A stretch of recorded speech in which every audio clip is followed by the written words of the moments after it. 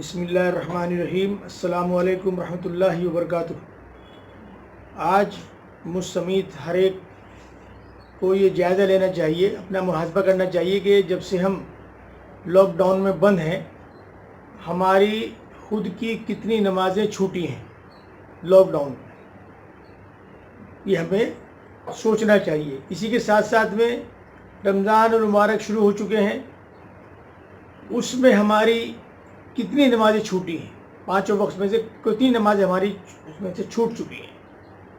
اس کے ساتھ ساتھ میں ہمیں یہ بھی دیکھنا چاہیے کہ ہمارے علاوہ گھر میں کتنے لوگ ایسے ہیں، بچے بھی بوڑھے بھی سب، کہ ان کی نمازیں چھوٹ رہی ہیں یا وہ نمازیں نہیں پڑھ پا رہے ہیں۔ اس کی بھی ذمہ داری ہماری ہے کہ ہم اس کا جائزہ لیں کہ اب جب کہ ہم مستقل اپنے گھروں میں ہیں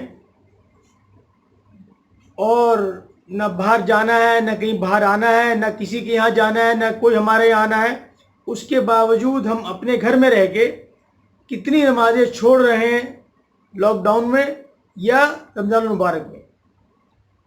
کیا ہمارے پاس کل کو جب اس کا حساب ہوگا اور اللہ تبارک تعالیٰ ہمارے سے پوچھیں گے، اس دن جس دن ایک دن 50,000 سال کا ہوگا، کہ جب تم گھر میں پوری طریقے سے محفوظ تھے اس کے باوجود جو نمازیں چھوٹی ہیں اس کا کیا مطلب ہے، وہ کیا وجہ ہے، کیا ایکسکیوز ہمارے پاس ہوگا، کیا ہم کہہ پائیں گے اس وقت۔ لہٰذا آج ہم اس بات کا جائزہ لیں اور اب سے جو نمازیں چھوٹ چکی ہیں اس کے لیے اللہ تعالیٰ سے معافی مانگیں، اور اب ہم اس بات کا اللہ تعالیٰ سے عہد کریں کہ اب سے لے کر مرتے دم تک ہم نماز نہیں چھوڑیں گے، چاہے کچھ بھی ہو جائے۔